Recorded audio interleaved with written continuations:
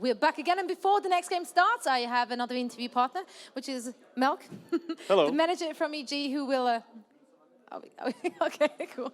So you've been watching the games from your team. You were cheering, probably the loudest in the whole room, I'm pretty certain. How much of an influence do you actually still have on the guys playing, like on the drafts and the playstyle? Oh, well, the team is pretty much just me, and then I have 5 players executing my thoughts and my ideas. It's my strategies, it's my playstyle. I've taught them everything they know. Like, I started teaching Clinton how to play Dota 8 years ago now, and I think they rely solely on me, and that really shows in their play as well. You can see, because I'm not playing anymore, it's obvious they throw a lot more, because I'm not there to carry them. But I mean, they did okay. They didn't really listen in the second game, so they picked Phantom Lancer, a hero I really hate. But you know, they wanted to win without me. I mean, they did. And sometimes you just have to let the kids go, you know, let them stand on their own feet. So you did well on holding back on that. However, whilst I was hearing you talking and bragging about how you're the head of the team and everything, you were also saying that you teach Spear everything he knows, like about drafting. How about that? That's true. Is it really? Well, he was like a diamond in the rough. I could see he had potential, but he didn't really have the brains to follow up. So I sort of had to, you know, just bring out the best in him and teach him all about leadership and picking and strategizing. So, yeah, it's all me. Yeah, this interview, it could go on forever and ever. Well, most interviews with me should go on forever. Yes, yes, they really should. But unfortunately, we're going to cut that one out now. So one last thing, maybe shout out to Honey, because I felt like there's something between you guys. A big shout out to Kai, who's about to play for Fnatic now. He's my lover, my brother, my mother, all right. Everything. Well, thanks for joining me. That was awkward. And yeah, we're going to head over to the games now again, because we have Fnatic going up against Rat in the Dark, and that's definitely going to be an interesting game to see. Fnatic definitely going to be the favorite going into that game. Who would you pick as the favorite? Honey. All right, he's probably also the head solemnly on his team. So we'll see how that one is going to play out. And once more, we head over to our casters for all the actions, Toby1 and Wagamama. Thank you. Thank you very much.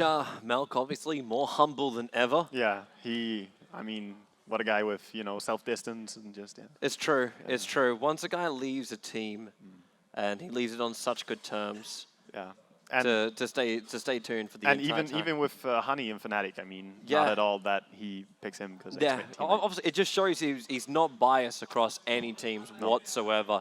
He's a fan of Fnatic and EG. Either way. Here we are. Yeah. EG's through. We'll see if his other favorite team, other favorites, his other brother from another mother, is able to get through. Of course, Rat in the Dark versus Fnatic. We're talking about it at the conclusion of the last game. It's the last quarterfinal for today. And I'm interested to see if all of these games actually go 2-0. So far, we have had clean sweeps through them all. After the first game, we're going to have a little bit of a feeling that it's going to head one way or another in the second game. After the first game, Rat in the Dark just like take the game out, and we're like, okay, well done, Rat in the Dark. Fnatic eliminated in the first round. They're tomorrow, have EG versus Rat. Yeah, and this is also the only matchup with Finnish players in both teams. And Finnish players at all. Yeah. That's interesting fact. Finished number order. 45 from Wagamama. More's going to be coming up shortly. Number 46, stay tuned. It's going to be good. For now, we're back over to Zoe. Thank you very much, guys. Wow, Wagamama. I can't even... However, we once more have a game coming up, and we also have the teams who will be presented to you, and we're going to start off with a Rat in the Dark.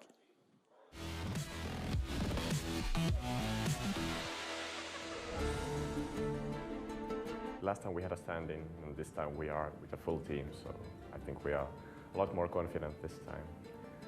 And we have practiced a lot also, so I think it should be well. How did we prepare for this tournament? Well, we studied the opponents and tried to figure out a few strats we could use against them. And we hope that's enough. We have played together with this roster now for only 3 months, but we have played with pretty much the same players, just changing around for over a year, maybe a year and a half. EMSOne means for me a big line experience and a big step for our team to develop further. The last time we were here, the atmosphere was really nice and it was a really nice event. We definitely have what it takes to win the EMSOne. I think we can beat anyone. We are not afraid of anyone.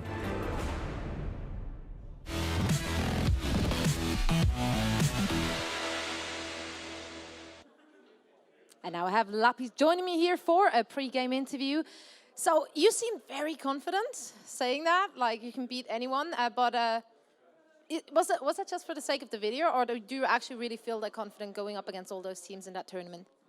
Yeah, I don't think. Yeah, I was being serious. We can beat anyone. I mean, we are not really afraid of anyone. So we really do have the chances to beat Fnatic today, I think. How often did you actually play against Fnatic so far? Because I couldn't find any record of you and Fnatic going up against each other. Yeah, we played a little while ago, but they had a stand-in. We actually won the matchup, so yeah. But we haven't played against them much lately, just at one time. All right, well, that did work out in your favor. However, talking about stand-ins, you also mentioned it in the video. This time you're here at the EMS1 finals without a stand-in, with the whole proper team. Does that make you guys feel more confident than last time around? Yeah, definitely. Last time we were in so much hurry and we didn't have time to prepare, and I hope this time everything goes better. Oh, we all can't wait to see you play. So thanks a lot for joining me for the interview, and of course, good luck with your game. And the other team, yeah, oh my God, the audience is still here, look at that. They just woke up again for the last game, but that's great, that's great. And the next lovely team I'm going to present to you, once more, is one which almost does not need an introduction, but still we're going to give you one, of course. I'm talking about Fnatic.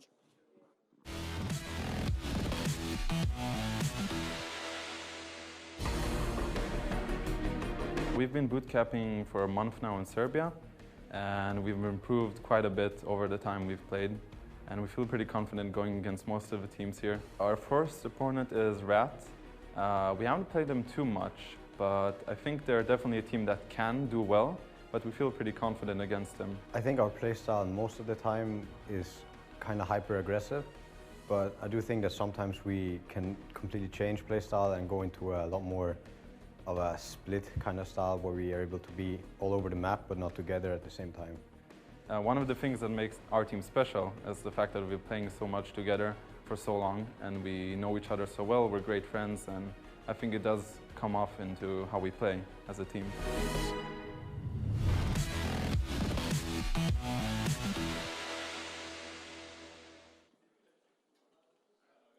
And of course, we're also going to make a pre-match interview with Fnatic. You guys definitely going to be in this tournament as one of the top dogs. Is that making you confident, or is it pressure and maybe not too good? I would always prefer being the underdog, but we do feel more confident against the teams here. Like, a lot of the top teams in the Western scene are not here, so I think we have a good chance. If we get a good start, I think we can take the whole thing. Right, so you were mentioning it in the video. You guys are currently boot camping in Serbia. Now, what probably everyone was thinking, why are you boot camping in Serbia out of all countries? I'm not sure I have the exact answer, but our manager, Danny, aka Street, lives there, so he was able to organize everything and it was pretty easy for him. So that's one of the reasons. Did you actually only play, or did you also enjoy some of the country? There's not too much we've seen of Serbia, but we have seen some clubs at least. So yeah, we're enjoying a bit outside of the gaming as well. Good. So you came well prepared. We can't wait to see you guys play. Once more, of course, good luck to you, team, as well. And we are going to that game. Without any further ado, let's hand it over to Toby1 and Wagamama. Thank you very much, Zoe. Of course, Fnatic. Yeah. Fnatic are here. Rat in the Dark are here. Fnatic were actually out last night. As I said, they found the clubs in Serbia. They found the clubs right here also in Katowice. They're good at that. Yeah, they are. Yeah. They are. They're definitely party boys. Yeah. And But they look after their bodies and they'll kick your ass if you ever say anything bad.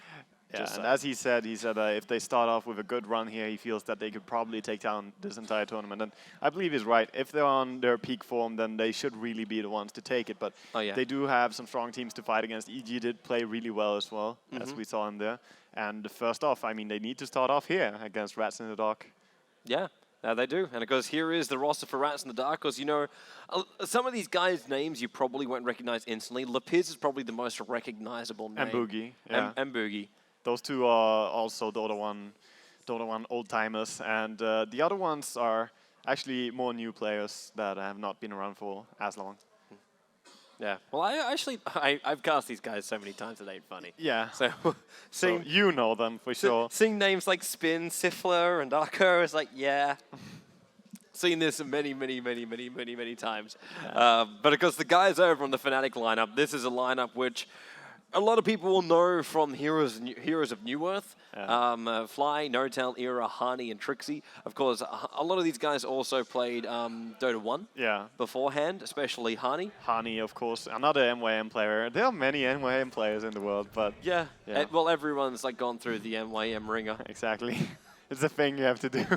If you weren't part of NYM, you technically weren't a Dota 1 professional. Exactly. Yeah. Just a Dota 2 new scrub. Yeah. What is that? What's that? And you're also not in Melk's favorite list. No. That's why Melk obviously hates Loda, because Loda went to Hon and then came back. Of course. Yeah. Rumor shouldn't start here. It's completely untrue. So let's look at our draft, man. Fnatic, you wouldn't believe it's the last game of the day. Fnatic going to be over on the Dire side. We're going to have Rat in the Dark over on the Radiant side. And Fly, as always, the captain of Fnatic, doing the draft. The man with the first pick. And Lepiz doing it for the guys from Rat in the Dark. And Fly, starting off with a hero which is slipped into the ban pool every single time. You don't have first pick.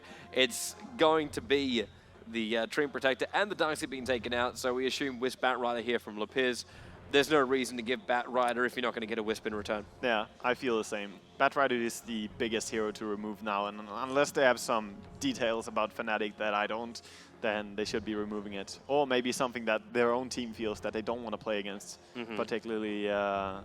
So we will see. He is taking some time with this, but we do have a Batrider being banned out. It was pretty obvious it was coming. He's just making him sweat a little bit just in case. Yeah, or even preparing for further on, as you don't lose any of your picking time if you use up the normal standard time. And if you want to talk more about what you want to do as your entire strategy, you can do it in the early bans, which is pretty much free time. So first pick goes to Fly, and we'll see what he's going to go with here. Batrider being removed, Wisp being removed, Treant and Darkseid. Darkseid has seen a lot of first picks. And Lifestealer. So it's a hero which we haven't seen in a single game so far throughout this competition. But it is also one of Era's favorite heroes. It is. Yeah. It's also been played by Trixie on a long lane.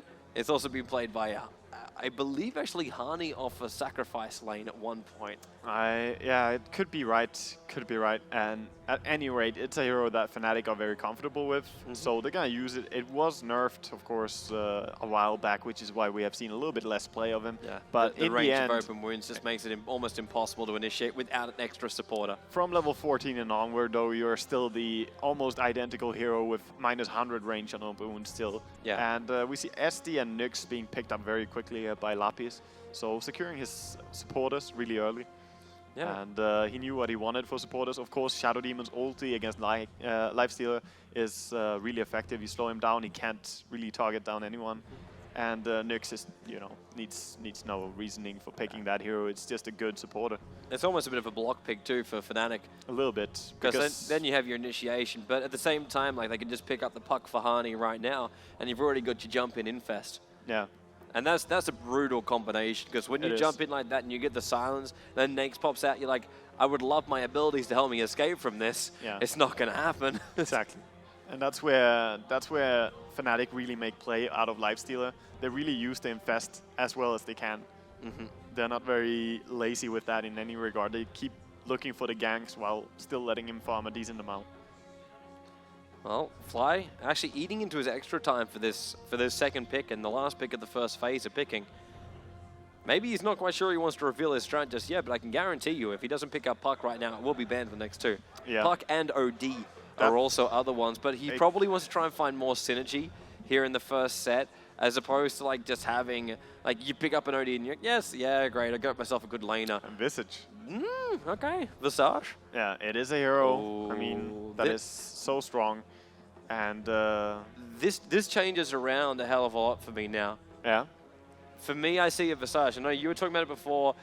You run him on a safe lane, you got to pull, you got to level up, get to level 6 ASAP. Yeah. But with a lifesteal on a Visage and no Keeper of the Light band out just yet, it's the first thing that comes to mind is this is a Fnatic not wanting to wait around and give space to Rat in the Dark to farm up a big hero. They want to get down there and actually stick it to the man. And with a Keeper of the Light behind them, I would see it happening a hell of a lot. Because you've already got the Grave Chill. That's enough of a slow that Lifesteal can get in closer to his open win. So you're still getting your chain off, and you still got your cover fire and all your mana to keep on doing this. Yeah, as you say it, I mean, I don't like Lifestealer on tri-lanes aggressively that much anymore, as you have to level up the open wound so much before it has the long-range initiation. But with Visage Slow being very, very mana, it doesn't cost anything. It costs 70 at level 1. Yep. And you can use that so many times for initiating or even looking for initiations. Yep. And when Lifestealer has a good chance to slow down, to follow up, you can find a kill with that. But they could also just be putting it safe lane and saying, well, you have no option to contest us. If you go up here, we're going to kill you. Yeah. And if you don't come here, we're going to farm. Yep. So it's still open for them what they want to do. We see OD being removed and Doom actually being removed here, so they don't want any of that cheeky stuff. This is very specific to Rat in the Dark. Yeah. They're one of those teams that actually really enjoys running a Doombringer. Yeah, I know. I've seen it as well. And Doombringer can be run in pretty many different ways, actually, as you can full jungle him, take a creep and go towards mid lane or even safe lane. Yeah. You can use him in many different ways, and the hero is very, very gimmicky, I feel, but... he might be a gimmick, but he's bloody strong. He's a strong gimmick. You see heroes like Gyrocopter just do absolutely nothing during any kind of team fight. In the last recent patch, they actually fixed the fact that if you doom him when he has flag activated, it still doesn't do any flag now. Yeah. So that's a big fix. He's much stronger against Gyro now. Yeah. But we're going to see what they ban out second here. We did predict a Puck ban out. Yeah, but that's the reason why I'm thinking this Keeper of the Line, because you look at it and you say Visage and Lifestealer, I instantly think aggressive trial lane. But Lepiz is also like, I want to ban out the combos. Yeah. So Puck and OD is the first ones to come to mind. Nature's Prophet is also another one. So now, like, first pick gets to go to Lepiz here. But Fly can come back. He can still get his Puck. And they can still have the Keeper of the Light, and then they can have a mystery selection for the last one. Yeah, definitely. I'm also wondering to see if there's going to be any AoE disable. Yeah. And you know why? We have seen many games. Ah, it's an Alchemist. It's an Alchemist. We have AoE now. We are happy about that. So, are we? Fun thing about Alchemist is the fact that he can nuke, and when he sends away his nuke, if it does manage to do so, he actually hits Invis, he hits BKB, he hits anything. It does not stun, but it still deals the damage, as it is, of course, physical. So as long as he gets to target the lifesteal, he can still deal the damage, even if you rage. There's no way to avoid that. And that is a pretty strong defensive tri-lane, if that's going to be the lane of Lapis that he has in mind. So even going aggressively against that lane, I would probably say that they have to be pretty careful not to be caught out. Of course, Lifestealer can be pretty safe if he can juke the stun of the Alchemist nuke. It's still not very dangerous, but as for Visage or the other guy that comes down there, he would have to be careful, and it's going to be a Gyrocopter. Yeah, Gyro's on the way up, and this now, this kind of like leads it down a different path. With the Gyro selected, this almost feels like more of a safe lane, where it's the Gyro Visage up there on the top, and then the Lifestealer would be considered for middle lane, just in case, depending on what they're up against there. But it could also just be a sacked off lane. So you don't need to run him down there. You just run the Lifestealer, or you can leave him with a +1. Yeah. Like the old babysitting with, like, I don't know, have someone else sitting behind him. I would have said like an Earthshaker, but you don't want two melees down there. It is still very doable, and as for Earthshaker, you don't really always count him that much as a melee hero. With the pull you can still get away pretty easily with that. But at any rate, Gyrocopter, not at all a bad mid hero if you want to go that way.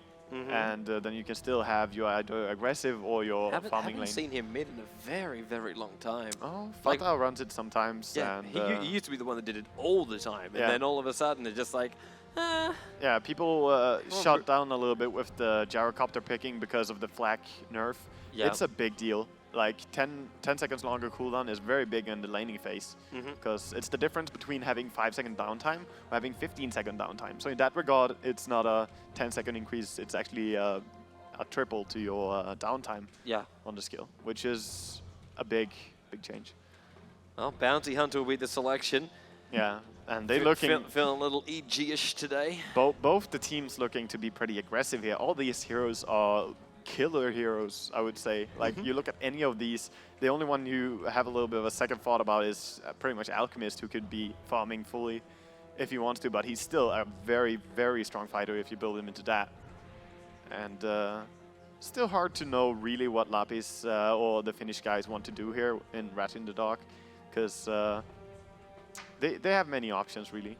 The Bounty Hunter, of course, is almost always solo offlane, though. Yeah.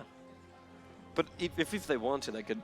They wouldn't really want to run an aggressive tri lane. Not with that. You got 2 melee heroes in the middle of that. Yeah, I don't feel they want to go aggressive. So of course, they haven't seen the second support though. Yeah. So we basically could assume that it's going to be Bounty Hunter. Well, 100% it's going to be a Bounty Hunter on the off lane.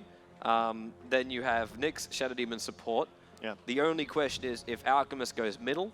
Yeah, he can. Or if we have another hero picked up to go middle lane. And we see Naga Siren. Yeah, that is the question. But Naga Siren here, I normally like seeing this hero, but right here, it doesn't give me a good vibe when I see it.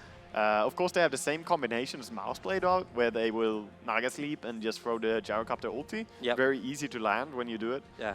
But in that role, it was a support Naga. Yeah. And that's assuming that this is now a support Naga. We don't know that it's going to be that, but it could be. And the only thing is that I feel that Naga against Alchemist is not going to have a good time, like ever. Her illusions die really fast to any form of right-clicking or the acid spray going down, and also the stun deals so much damage in AoE, so you have to be careful with Naga in general. Even the small little fact that if Alchemist cannot find anyone to stun, there may be some illusions near him. So like there's many things about this matchup where Alk is very happy. Puck and Quap going to be the last 2 bans out right now, so they're both looking and thinking they're both missing their middles. Yeah, and Alchemist, of course, it could be still juked by Rats in the Dark, but we'll see now on the next pick here if it's going to be mid Alchemist or not. I would assume it's not. Yeah. Most teams just want to run him as a farmer, and if the enemy comes to you, you fight them. If they don't, then you farm. I'm wondering if Fnatic just even think about just going for a Storm Spirit or something like that. So at least then they still get their jump in. All other options mean you've got to go slower. But it really, actually, no, it depends on what Lapiz picks. If Lapiz picks something like completely out of the box, then Fnatic can follow. But mainly, like, Fnatic will probably look and say, okay, is it going to be another melee hero mid? Are we going to look at DKs? Are we going to look at Brewmasters? Are we going to look at along these kind of lines? Or are we looking at like, jumping heroes like Storm Spirit? I would also almost say that in this regard, Fnatic should probably not run Naga Siren as a support. I would probably like it more if she was mid, and they run the Gyrocopter along with Visage as supports. It's 2 supports that both need gold, which I don't really like, but I think it makes more sense than having Naga Siren along with Visage, but it really comes down to what they feel that they need here. I'd like to see that, like, if I got my wish, I'd still like to see Keeper of the Light picked up here. So Naga can go mid up against the DK. So we go like TC kind of style. Then you run the Gyro safe lane top, black kind of style. Yeah. And then you have Lifesteal Visage and the aggressive support going down the bottom. And that way they don't have to play this passive, I'm going to farm faster than you, because they're going to lose that against Alchemist. They don't want to let Alchemist just sit down there and farm. And that's exactly what's going to happen. You've got a DK picked up, that is a guaranteed solo mid right there. Yeah, and it's also very nice to take the initiative when you're playing against a Gondor, when you know that, you know, in the early game there's an Alchemist, and you don't want to let him free farm. And there's also an Gondor, he wants to hit level 6 and then start fighting. And it's actually going to be a TA. The funny thing is, man, I know because we were watching something last night, the Korean Starter League. Yeah. and we were looking through the drafts, and it was a hero which we hardly ever see as the Templar Assassin, and it was being played in the Korean Starter League, and we couldn't work out the lanes to save our lives. Yeah. And it's kind of similar to this right now. We've got Naga, Gyro, TA, Lifestealer, and Visage. It can't be an aggressive tri-lane. It should be aggressive tri-lane and then just solo. Pretty much So the aggressive tri-lane is the Naga, Visage, and Lifestealer? No, you can do it with the Gyrocopter as well. You can leave the Lifestealer to solo up top if you want to, which is an easy lane for him against the Gondor. And either that or you do it with Gyro, but then you have 2 melee heroes as the off-try, which is a little bit weird. Yeah. Even though the Naga and Snare, it's very good, you know, but I would still say With her Riptide, it kind of feels like she's range anyway. Yeah. And we have, of course, a little bit slow pickups here on heroes. Trixie is going to play the Gyrocopter, so it's actually going to be solo, it seems. All right, so now it's time. Players get to select after they crash, so we'll have a reconnect. Back in for Rat in the Dark. But we are here for game number 1 of our last quarterfinal best-of-3 matchup for the day. Rat in the Dark going up against Fnatic EU. Fnatic EU. Damn. Sorry, I just saw No Tail's face. I don't know if it's... How can you be so mean and laugh? It's like he's about to like break into tears. Yeah. And Fly looks so mean. Yeah. Maybe it just hit him. Fly's gonna like murder somebody. Yeah. He reminds me of Fly looks like he already did murder someone. Of Hagrid's brother. I don't know. Except small. I'm talking about No Tail. Yeah. Like Hagrid's brother. It's like with a little expression. It's like, oh. And it's going to be Hani on the solo mid TA to be expected here. Fly is playing the Naga Siren, so supporting along with his friend, who is Visage. No Tail, the first one to head out here. He's a long way in front, too. Yeah, he's like, yeah, I'm 295 movement speed, and I'm kicking all your asses. He's the slowest hero in the team, and he's the one who's the furthest up. And the fastest one is in the back. So, these guys. I like how like Trixie is now like, yeah. But look at the lanes. I'm a Gyro. Look at the lanes. They're not laning at all predictably here, Rat. No, they're sending Gondor down to bottom, and if he doesn't get scouted here, they will actually have surprised Fnatic with that. And solo mid is Alchemist, which we would not expect either. And on top, they actually run the DK with a stun combination with SD and Nyx. It could work out. And Alchemist, of course, is quite okay mid against TA. You have the acid spray, so you remove all of that TA refraction pretty quickly. And yeah. Just want to say DK's outfit is very, very good. It's very good. Yeah. Like, it's totally boss. Like, this is like worthy of Game of Thrones kind of boss level. It's good. I like it. We'll see if his plays are worthy of that as well. And there's just heads rolling everywhere. Ah, yes, Game of Thrones. Yes. There it is. They do get a haste on the top rune, and we actually see both supporters helping out with the block on mid lane. So really setting up for a hard block here. With the haste rune, they might look to do a gank on mid. Like, when was the last time you saw a 3-man block? I don't know, man. But Hani is going to get to his lane and be like, what the hell? I blocked so well, and still I didn't get further back than this.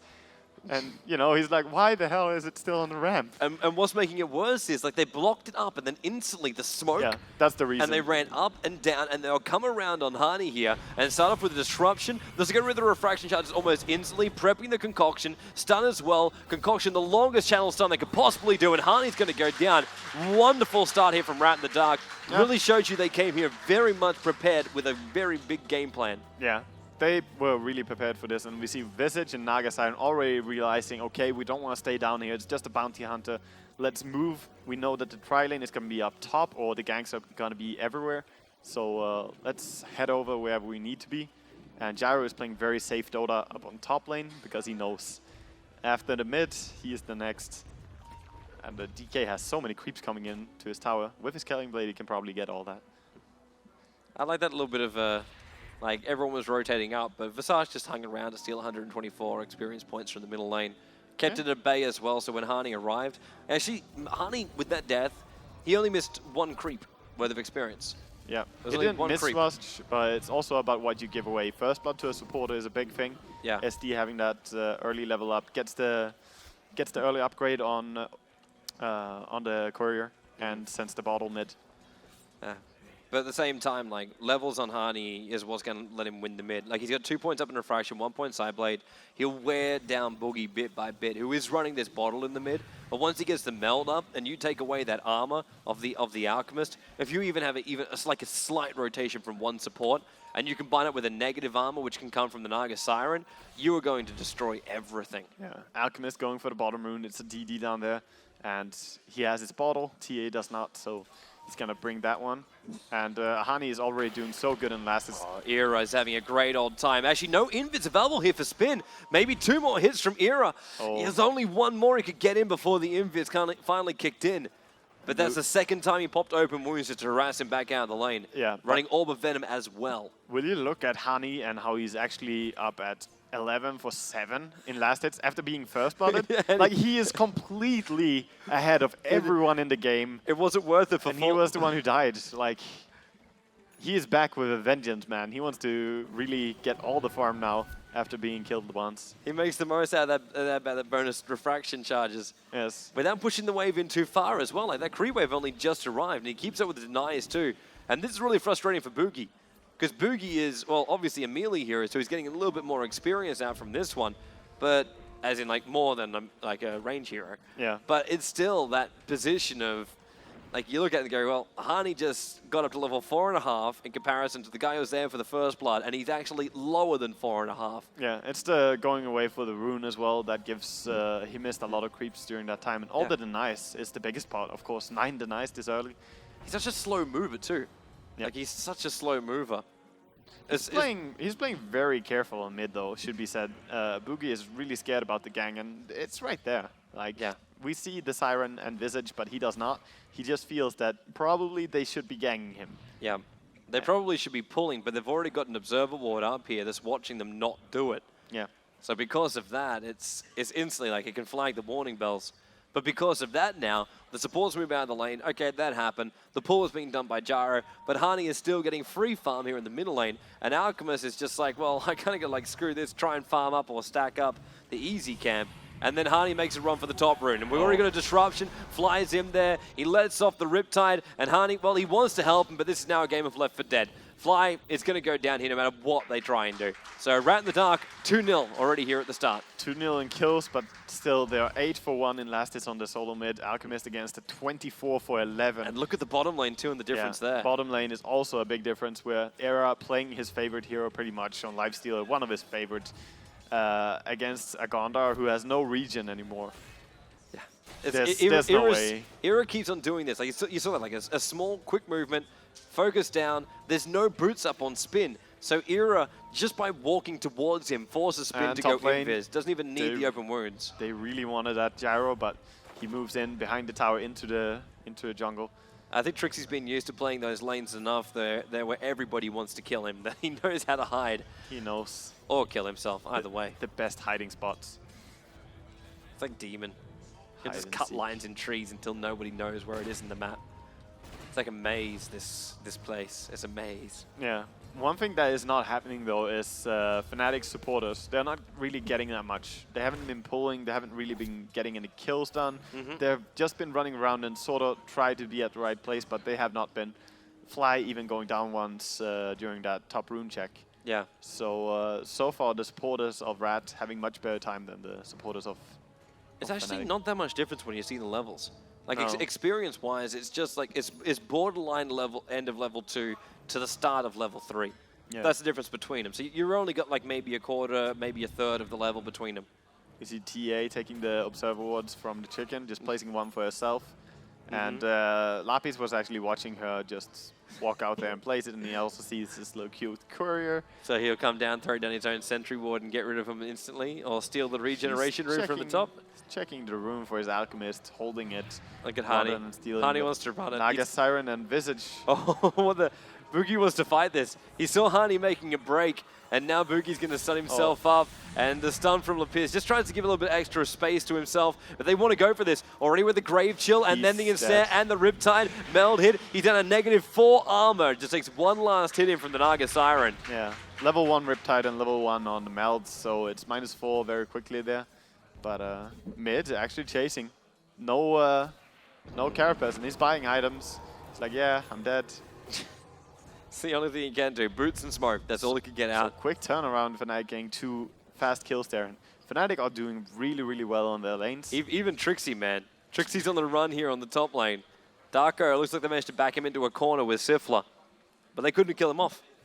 Yeah. Instead, he takes an entire creep wave worth of experience with him. He's going to show them his base. Or actually just let them run back to the lane. He doesn't need to head back. He's still fine. He doesn't have any consumables, but like you got Fly on the way out here with like a set of tangos as well as a salve. He'll be fine for a very, very long time. And Era's completely zoned out that bottom lane now. He's 39 for 11 up against a Bounty who is 21 for 4. Yeah. And now they're rotating it in. Boogie's coming to the bottom lane to farm up as the Alchemist. Lapid's going to support him, and they'll just try and get Era off here. The problem they've got is Era is already so damn big that if Boogie tries to fight this one, Era will just kill him off because he's still got Infest. He is level 8 and stun. Nice. As you said before, you'll take the damage from Magic Immunity, but it doesn't matter. He runs away. If you don't get stunned, then you're pretty fine. And I believe he would actually not even have died to the 2 of them trying to kill him there. He would probably be able to just infest and be fine. He's coming back for the kill. He's got support now. With Visage along with him, Visage being one of the strongest fighting here supporters, he could definitely go really aggressive here. Well, he has level 3 on the slow, so decent range. Just on the edge of where he is to Boogie right now. Looks like top lane there's a little bit more trouble. Fly getting stunned up. The cooldown's coming in from Trixie. And he could have possibly gone into the flat cannon a little bit more, but decided not to. Just let it run. And Hani just found himself a haste rune. So now you got a Templar Assassin that's able to chase with Refraction. That's basically the death of Darko. Well, if he would chase there, yeah. He could chase him right after killing this, but with the disruption, you very quickly lose your refractions. Yep. So he still wants to be a little bit careful about that one. Prefer not Darko then. Find the next assassin who doesn't have level 6 just yet. He knows that there was an alchemist down on bottom who's not showing anymore, so he's looking to find anything. But if he can't, then he'll just go back to the mid lane. Where's this alchemist going? He's walked most of the way back to his base, now trying to rotate up through the middle. It's like he wants to go farming on something, but he can't make it. Yeah, he turns right into farm up one camp. He's like, maybe I should go Ancients. Maybe I should come back towards the mid lane because for some reason we left our SD here up against the Templar Assassin. Yeah. Maybe they were trying to call the lane rotation from Fnatic a little bit early. Yeah. And try to beat them to it. Maybe. And they were a little bit... he had a very hard time on mid. Like, he played defensively, didn't want to die to the gang of Fnatic, but that led to his loss on mid lane. Like, now Honey has won this mid lane really, really hard, even with the first blood gank, which is something that shouldn't really happen. Oh, bottom lane. Gonna get spotted, but then again he goes into rage. He needs another creep around him. He needs a Era. creep around him so he can actually infest it. Now Notal coming in close. Disruption gonna help out when Harney's gonna make a break in the Era. Too much damage. No one got close enough for it, and then a double stun out from Nyx. While in the meantime, the cooldown is gonna hit pretty hard, especially when you get that snare on the DK. It's a double kill for Trixie. Best time for the Giant to rotate. Look at the damage from Harney. Comes through with a meld, hits hard and fast, and then they'll dive with the last player's Rat in the Dark. The buyback from the SD. He wants to come back to help. There goes that meld hit. In the meantime, it does look like at least Harney's on a double kill, and it's going to become a triple kill for Harney. Yeah. Diving it out and giving free items to everybody who's watching at home. That haste rune just, you know, when you have a haste on a TA and a fight like this breaks out far away from the tower, and then they run back to tower trying to find safety, and you have a haste on TA, that's when everyone dies. It's Honey played it perfectly there, just chasing after, and he was at first chasing after the Nyx, I believe, and then he changed targets towards the Alchemist because he was simply closer. And he knows that everyone will die anyway, so yeah, dealing the damage to the closest target. The only downside for Fnatic was the fact they lost Era. Yeah. That was the biggest downside. But he also brought up like his robe of Magi, so he's already building into his drum, so he didn't really lose that much money before he died. True, true. And him being caught out there is what set all of this up. Like, they had good reaction to it. He was probably communicating that, you know, I'm going to try here for a kill, be ready if it fails. And it did fail, and his team was ready. The good part about, you know, having this lifesteal is that whenever he gets a little bit out of position and he rage and face boots and run back towards his team, he gets pretty far before he actually gets caught. Until SD has his ulti, they cannot stop his movement at least. War spin. Courier gets up high though. Oh no! What is it with the couriers today? I don't know, man. The poor couriers. Everyone's dying, just like top lane. Darko getting destroyed. Tried to disrupt up to save Siffler for a little bit. That's actually a pretty damn good stun coming Triple out. stun. And then a triple stun with the Alchemist concoction, but they still can't get themselves a kill from this one. SD, again, I don't know if that's just a glitch saying he bought back, but Era walks right on top of him. I got a funny feeling that is definitely a glitch. And yeah, Honey just he just ran in behind and just sniped off one who was retreating. Yeah. And now wants to run straight in. Oh. Dust, ensnare, and Spin is dead. Double kill already for Fly again. How many, like we've seen doubles and triples and we haven't seen ultras yet, but we've definitely seen a lot of doubles and triples already. Lots of doubles and triples. And the stun was actually not a triple stun. It was a bird in there between, just making it look cooler. But yeah, this is just getting really out of hands really fast. We don't have phase boots on our Gondor. We don't have any upgraded boots on the Alchemist who was solo mid. The SD, of course, doesn't have anything at this point because he has been ganking around. And even Dragon Knight, who had the best time out of these laners, he is just barely finishing his drums now, which is equal farm to actually still behind because of the Aquila to the gyrocopter. Fly. Leaves one ward behind. How aggressive. That thing's been massively pinged up by the SD. That this thing went down. Yeah, a little bit of a fail ward, you could argue. They're like pinging it now, like, oops, that was not where I wanted to put it. So that was just a little bit too close. Meanwhile, bottom lane, Dust gonna pop off again and Spin. Oh man, Hani. He gets in so fast now with that Blink Dagger. He's level 11, so he has maxed out Refraction, maxed out Meld, and that damage is just ridiculous. So, yeah, that's a very fast kill. Yeah, he moves so fast, so deadly. All he needs right now is like a damage-dealing item or a BKB, and then no one's going to stop him during a fight. Like, what do they got that goes through BKB? You're going to throw out your SD Purge to stop a TA? But they already have Lifestealer to focus that, yeah. I mean, he could still just go for a BKB for sure, but it doesn't really matter what he goes for now. He has his Blink Dagger, and this is 13 minutes in, so at this point, he's already ahead of everyone in terms of item progression. I like the Ancient pulls they're doing with birds. Actually stacked the Ancients of Dire here while they're pushing bottom with almost every hero. So just using the familiars to best effect. No tail. Of course, no stranger to micro. He is the best micro player in all of Europe. Indeed, playing that Meepo to perfection. It is a beautiful hero to watch him play. If you've never experienced it live, you've definitely missed out on something, and you'll have to wait forever until he does it again. It's a very, very situational pick. And Honey, yep, he's already got that Blink Dagger as well as a Lifestealer bomb, and wait for him to jump. He'll see him, jumps in, goes on Darko, out comes Era. The Familiar's already stunned up Lepiz, but Lepiz able to get himself into his Vendetta very, very quickly, but all he can do is just sit here and watch his teammates die underneath his own tower. Spins on the run, and now Lepiz makes a bit of a move too. Yeah, he can't really stop them here as a Nyx. I mean, he has his Vendetta, but he can't really kill anyone. So this is the tower, and we might even see a rotation towards the Roshan here if they want to. TA is super strong against Roshan, and all the heroes actually have decent DPS for it, so that would be pretty logical if they do. But otherwise, they could just wait and kill him off a little bit later. It's not really a big concern. Notice Fly got really annoyed. They lost sight of the Vendetta Nyx. So he just buys a straight-up gem. Yeah. 15 minutes in, he's got a lot of cash, I assume. It's beautiful in one way because he has illusions on this hero. And when you use your illusions, of course, they get the gem true sight. So you can actually de-ward very safely with this without even moving in. And he probably knows that there are wards around mid. After he kills this creep wave, maybe he will send the illusions. Era. Open wind's going to go on Spin. They should have some dust behind him as well. Actually, no, they don't. So Spin turns onto Era. And Era going to get stunned to death right now. The familiar stuns need to drop earlier for No-Tail. There's a lot of charges on that soul assumption. And in comes Trixie, hoping that Siffler as well as Spin would dive a little bit further. Familiars do not have a stomp. And Honey is like, guys, just please give me a minute here. I will be with you soon. Please stop dying. I would like some help at killing Roshan. Oh, there's an ensnare. Goes on Spin. Trixie. This time around, though, now it's Fly in by himself. Yeah. And that's a gem drop. That is a big bit. Whoa, whoa, whoa, whoa, whoa. They didn't see it. Whoa. They didn't, because on the other side of the tree line, isn't it? There's a fog of war. They probably only saw it for a split second, but SD is walking back. Maybe he will find it. No, he doesn't find it. No, he's thinking there's a sentry ward. It was the only way. It's like they could have seen the bounty hunter. And the funny thing is that Fnatic are not checking whether it's taken or not either.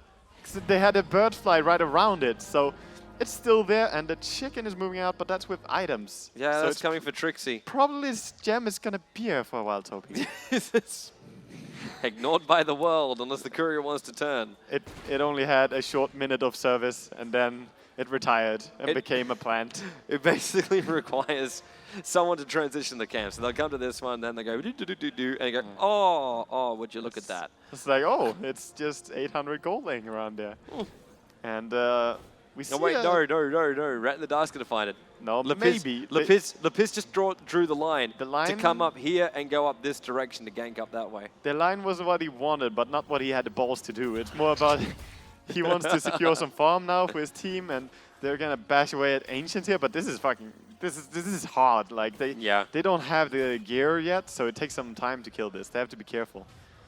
And meanwhile, it was kind of funny seeing Fnatic take those fights while they were actually doing Roshan with a solo TA. Of course, TA can do it. It only takes longer time if she's alone. Yeah. But I would at least think that they would play a little bit careful while they don't have Honey. But they were like, screw you, Honey. We're going to keep going here without you. And they kind of died with 2 heroes there. The funny thing is, though, if you look at the golden experience graph, it didn't change. Like, it didn't go negative for him. It flattened down a little bit, but it didn't go negative. Doesn't show the fact that they gave away a gem to the ground, though. Yeah, sorry. Obviously, plant a gem in the ground. And they grow on trees. It's one of those like pay $50 and get a tree in somewhere. Basically, paid for a gem and he planted it. Maybe he will find it now. His illusions are heading that way. I mean, I'm really interested to see if he's gonna actually get this one back. Move down. And did he see it? I don't know. He saw it. It's like, look at him. He's pinging it. The happiness. Congratulations. He's like, gem is here. And I believe the Fnatic team are probably laughing by this point from the applause of the crowd. It's like sometimes the players will see something happen in front of them. Everyone's like, yeah, well done. What's going on? It's like, what the hell just happened? I don't know if you see, but right now, Fly drew a little happy face on the map. A smiley. He's so happy that his gold came back to him. Yeah. He thought it was lost and it came back. Yeah. It's like Toodles. He finally found his marbles. Exactly. So, Fnatic, meanwhile, are they grouping up for a fight now? It looks like there will be a fight. Hani wants to, man. This Aegis Immortal expires in like 3.5 minutes, and that's just way too long to hold on to an Aegis Immortal. Yeah, he's very ready to go here. The pings are already coming out saying where they are. The Observer Ward of the Radiant side spotted them out, and now they even find, ooh, that's a nice triple stack. For someone who uses Riptide and then Side Blades, man, they go through those stacks very, very quickly with that combo. Yeah, they do. It's actually really quite scary, that negative armor. Like, you Riptide the armor reduction of -5 at the max level, and then the meld armor reduction of 8. Yeah.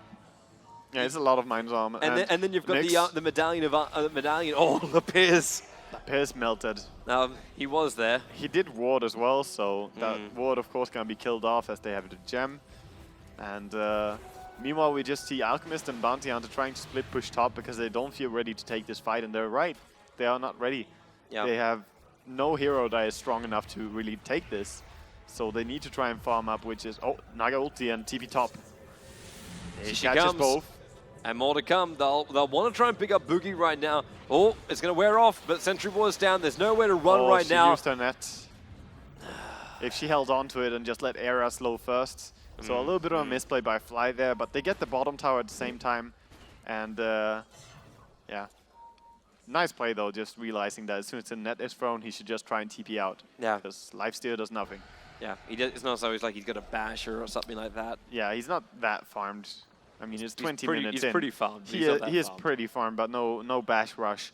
We have Drums and BKB finished up on the Gyrocopter. We have, of course, the Armlet and Drums. They're going for like some Safri Duo multi-drum stuff. And another time TA will blink him, but Spin just in this. Well,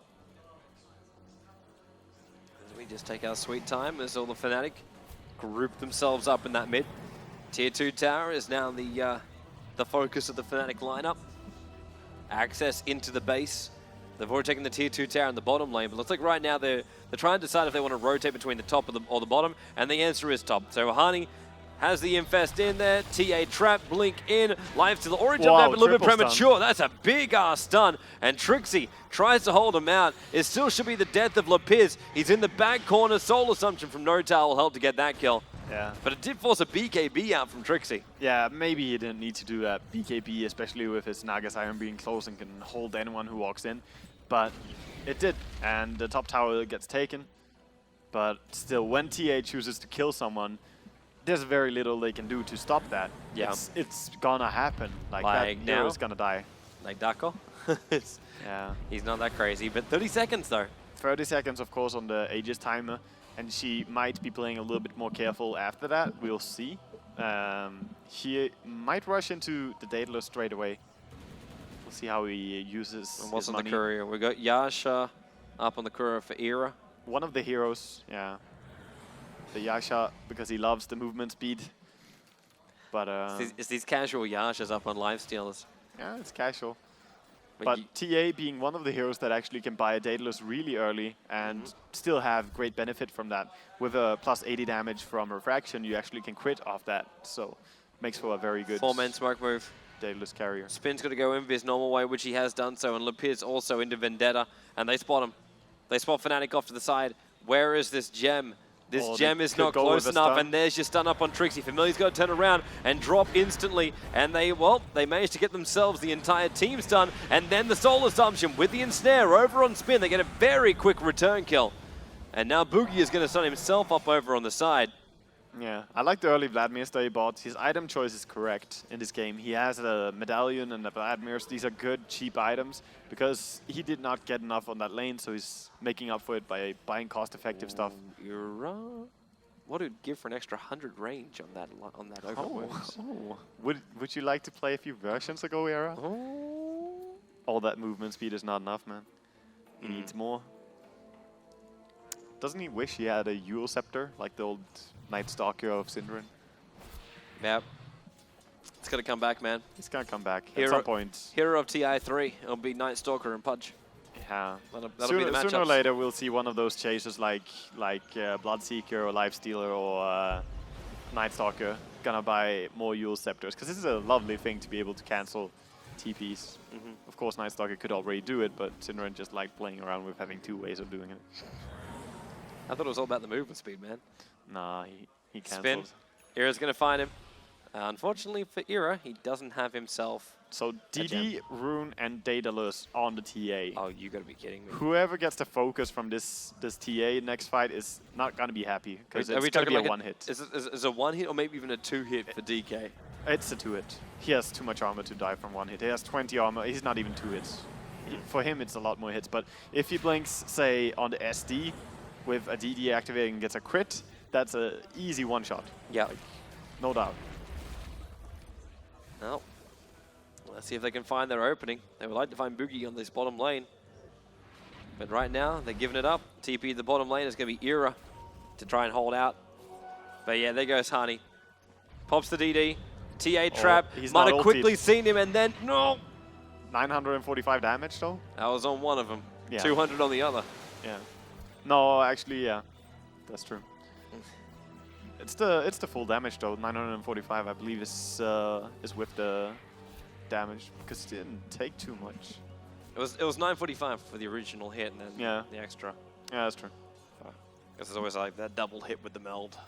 Yeah, and we are just waiting now to see what's gonna happen, and we see the entire of Rat in the Dark pretty much setting up for top.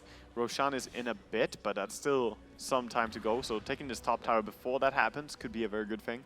And pushing out lanes prematurely, like before Roshan, is a very good thing that you should always do. Whether you're ahead or not, it doesn't matter. Push out lanes and then go for Roshan is the best way to do it. Well, that's exactly what they're going to do. Tier 1 tower, easy to claim, no backdoor region on these suckers. And DK is the one to take it.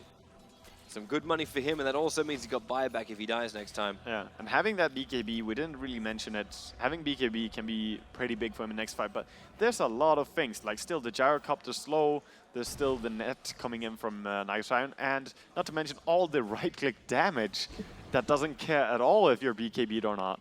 So it's still very dangerous for him in this fight. BKB or not, if you get ensnared and then focused down by some good right clickers like Lifesteal or Gyro and TA, I don't know, then it's still very dangerous. Oh, Roshan time. He's about to respawn. Yeah, and he could solo it this time again. Like, he has illusions this time as well, so he can tank it with those. Of course, Fly could also make illusions, or he actually made them earlier. Has that cooldown. Double familiar stomps, and now Roshan. Yeah, with Medallion as well as TA minus armor from Melt Strike, it's just a very quick Roshan. The -11 Roshan armor. Yeah, 2707, we see Roshan going down in new ages on TA.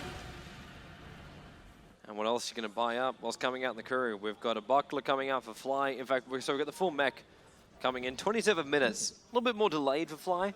Yeah, but he's a Naga Siren support. Like, he's not item-based. He's really not about that. Oh, DK. Hardy wanted to keep chasing. You need to pop another TA trap if you really wanted him. And that also means fighting underneath the tier 3 tower, which looks like he had no desire to do. Yeah, and diving into towers now is not what you want to do. You just want to push fair and square, get into the enemy base and start dealing the damage. It's amazing how many people have farmed. Like Trixie, he's walking around with a demon edge up on him. Yeah. And everyone's come decent back gold, now. so could even go into a very early MKB or even a Divine if he wants to. Of course, I don't feel that he has any need, as he is not the main DPS of his team this game. Just an MKB is fine with his BKB. Oh, yeah. Whoop, there's a jump in. And it came with Era as well, but Darko able to get himself into that disruption till Trixie, just using flat cannon, finds him at the back and actually finds even more. Hani with a double kill from that one after Trixie took out the original SD. Soul Assumption charge is also flying down. It's just Boogie and Lepiz now standing their ground up against Fnatic. And just to point out too, the Naga ulti still hasn't been used just yet. There's a great stun. Lepiz really getting a lot of great stuns off on that Nyx, but there's just too much farm, there's too much life, and there's too much advantage on these Fnatic heroes. I don't see them leaving the base from now. No, this is, I think that Fnatic are just gonna keep pushing here and just claim it. Whoops. And even going in with a 720 damage crit, just killing him off there. There goes the Nyx. I believe it was even without the Meld Strike, I'm not sure. At any rate, this looks pretty lost for Rat in the Dark already. And of course, as you said, the Naga Siren song is still available. She's gonna use it now. TP's coming in. And oh, what a time. When Boogie is still channeling up his stun, he'll turn around to throw it and actually able to save himself from it. But Era, all over it, gets the kill and takes out the Alchemist. Then they find Lepiz, find the man with the good stuns, goes down, and GG, well played. Game number 1 ends in 29 minutes. Yeah. And Fnatic looking stronger than ever. Yeah, in convincing fashion, they take this game. And Hani, as Melk's favorite player on that team, he did very well on the mid lane, I would say. Yeah. Getting ganked that early and then just, you know, confidently going for full lane control. But that also kind of like dates back a little bit to, no, not dates back, it goes back to what happened with the Alchemist. Yeah. Like the run for the rune wasted a lot of time. Like you only make that run for the rune if it's really going to benefit you. At the same time, you make it when you're not going to lose your experience from the creep wave. The biggest part is not about how he went for a rune, though. The biggest part is about how he showed on the lane. He needed to show a lot more on the lane and just be aggressive about how he farmed, because he was definitely scared for the enemy supporters coming in and killing him, and that would be really bad for him for sure. But just backing up a little bit too much, giving the TA room, is level free. She won't have any meld, no minus armor. You can go up and right-click her with your minus armor from the acid armor, acid spray.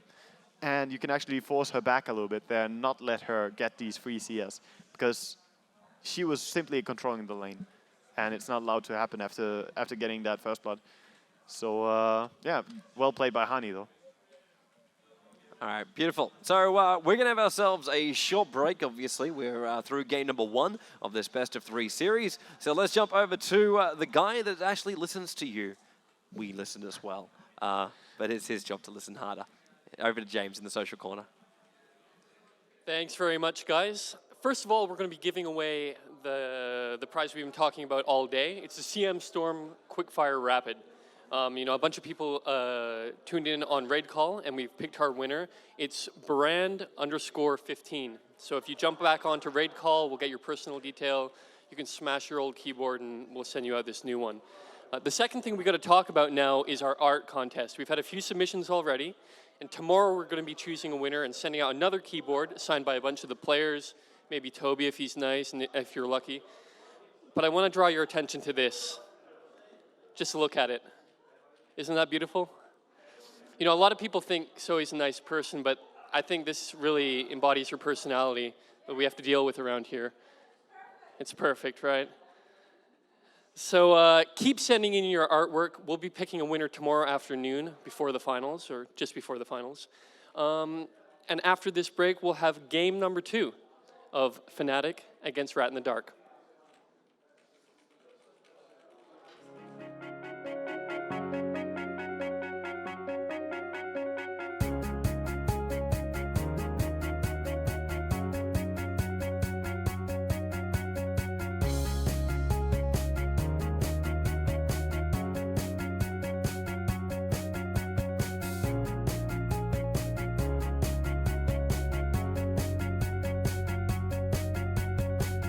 RaidCall, communication for winners.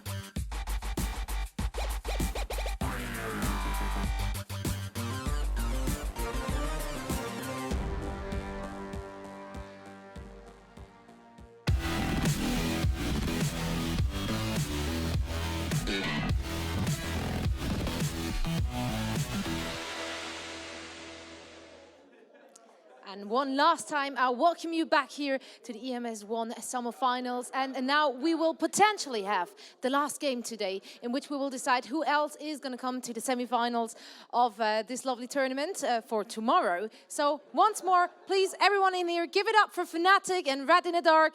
That basically means make applause, make noise. Shall we try that again? Yeah.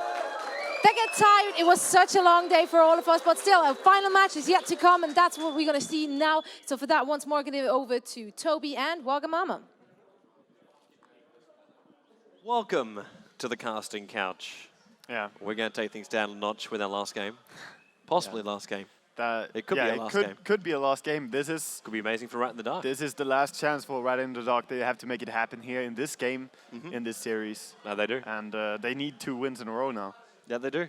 It's a pretty tall ask up against Fnatic, but who knows? Yeah. Anything is possible, man. This is Dota. Yeah, this is Dota, and anything can happen, as they said in their own little interview as well, that they feel that they can win against any of these teams. They have won against many of these teams before as well. Yeah. It's only about doing it here, doing it on LAN, and right now. It's that wonderful thing of like, if we'll meet you on LAN. If it didn't happen on LAN, it doesn't count. Exactly. Yeah, that's what it's all about. We're getting everyone inside the game. In fact, all of the players are inside the game. We, I believe, are missing one last casting group, and then we are good to go. We just say ready here and see what goes on here. On here. Yeah. So we'll get into our last game. Yeah. I say second. I can't stop saying last game. It's our last match. It's the last match, It's our last Toby. match, game 2. Our last match, game 2. Yeah, exactly. That's the way we should be looking at this. Rat's going to be very sad with you if you keep saying that. I've already got the Serbians wanting to kick my ass. So so the Finnish people as well now? Or are you just pissing off one country after another? No, I already pissed off one Finnish guy more than anybody else. And Sun Tzu, I make his life a living hell. Yeah. Yeah, that's what it's all about, man. Oh, we all have that one Finnish guy we got to deal with. I have Jerax back at home as well. You got Jerax, I got Sun Tzu. Yeah. Hey, people, do you have a Finnish guy in your life? You need to find a Finnish guy and put him in your life. Yeah, and they always have, But Jerax is the nicest Finnish guy I've ever met. Like, he's beyond nice. He can't get angry. Like, really? I think he can. Accepted. I think he can get angry, but it will take a lot to do so. Anyway, we actually have started up a game, and we're heading into it now. Yep. So almost everyone loaded up, and we're going to see how the draft goes. Once again, we saw support Naga, and once again, it's been successful. So the last 3 times I've seen it, which is the only 3 times I've seen it the last few weeks, it's been winning. Yeah, man, And again, Visage, 100% win rate on this LAN. True. And that was the 6th game with Visage, was it? You're making me count. Yeah, count. But I think it's that was the 6th game. There was one game when he was banned and he was picked in every other one. It was either... So yeah, that would make it 6. Oh. Because we've played 7 games now. Yeah. Today. Yeah. Yeah. That's true. There we go. See, together, unstoppable team. Unstoppable. Unstoppable. So we're going to head into the draft for this game, and Lapis, let's see what he wants to do with it this time. Yeah, he's the one with the first ban, first pick, and he starts off with banning Lifestealer straight away. see does not want any of that. I don't know if that's just like a reaction on Trix. He's like, you want to ban Lifestealer? Fine. Yeah, sadly we can't see Era's face from there, as he was the one playing it, but you always get a little bit of a smile when the enemy respects ban the hero that you were playing and winning against them in the last game. Looks like Fly doesn't want to go down the line of having the Bat Rider through this time around. Nope. But he starts with the Bat Rider, he doesn't start with the Wisp. But normally the 2 and 2 go hand in hand, and poor girl, she's ended up on that camera at least 10 times today. Yeah. And has looked insanely embarrassed every single time. Yeah. It's like cameras on me. Either way, we will see if Fly feels like removing the Wisp here after a pretty standard ban out on Dogs here and Bat Rider. Yeah. These heroes, There's the Wisp. No surprise, and Wisp being banned out. So Treant Protector is available in this game. and it's been banned out. I'm still missing my puck, man. I'm still missing my puck. Yeah, we haven't seen too much puck play actually overall. We see a first pick Alchemist. Yeah. It didn't work last time. They want it to work this time. Yeah. And TA is a very nice hero against Alchemist. Who, as soon as you head into a mid game, you have the massive minus armor coming out from TA, as well as having the Riptide of Naga Siren. Yeah. You DPS that Alchemist so fast, doesn't matter if he has high HP, he still goes down. But this time, they can even customize their lineup against the Alchemist from the get-go. So we will see what the reaction is here. Could also be that they're running it in a different way now, instead of having it solo mid. I love how, actually, someone was telling me, I can't remember who it was I was saying, talking to about this. Talking about Naga Siren and how it's basically gone full circle. Yeah. It's gone full circle from TI2 to TI3. It's probably just, it's already come back. And I'm like, oh, there we go. Naga and Jaro going to come up here from Fnatic. And a fun hero it is, because we've seen it as a carry, as a support, as a mid, and as an offlaner. Yeah. So we actually seen this hero on every single possible position. But the funny thing is, the offlaner stopped happening when the Riptide got nerfed. Pretty much. The mid solo was recently. TC was the one that tried to put that on the Precisely, and with some good results as well. Yeah. The hard carry was TI2. Yeah. That was TI2. It came and went a little bit after that when people experimented with it. But that was basically it. Yeah. And the support is where it's kind of been sitting at. And so the support is where people kind of ended up with him, yeah. So this support hero has basically, like, this one hero has gone through every single role. It kind of just like shows you how dynamic and changing the Not modern many heroes Dota can is. do that, but that's also, I would like to say that this pretty much attributes, you know, it shows how good this hero is in terms of good movement speed, good armor, decent HP, and extremely useful skills, like having two disables, one of them going through BKB, holding someone in place, and can even cancel someone TPing away. The hero is really good. Yeah. But enough about that. We see Visage. The 100% win rate. So maybe Rat in the Dark can hold up the end. Yeah, maybe. Maybe. And I mean, it would be very sad to see poor Visage lose his first game here in the quarterfinals. It's just Visage. He's on such a good spree. He doesn't want to die here. Well, Alchemist, Visage means Nyx Assassin can be banned out this time by Fly, so he doesn't have to deal with this one.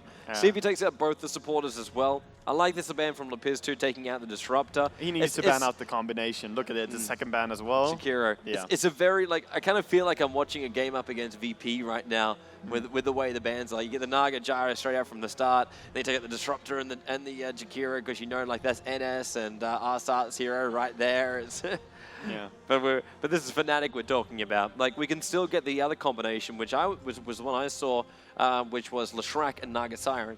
Yeah. So you go the Ensnare as a setup, and then you go into the stun. Exactly. You don't even need the ulti in all regards there. And even if you do cast your ulti, you can, if you're good at combination with Leshrac and Naga Siren, you can still land that stun pretty easily, unless there's BKB or Rage or something like that. Yeah. And of course, Naga Siren has no problem against any lifestealers anyway. Yeah, especially when they're banned out. Makes life easier. Yeah. Or BKB heroes. But we will see what Fly is going to remove here for his 4th ban. And it is quite interesting to see how an Alchemist first pick straight off the bat like that. It feels like they should be doing something different than they did last time when they do it like this. Because going back to the exact same thing is probably not their plan right now. And Fly taking some good time here, considering what he wants. I'm guessing he's tossing up the SD, or he actually tosses up the Weaver instead.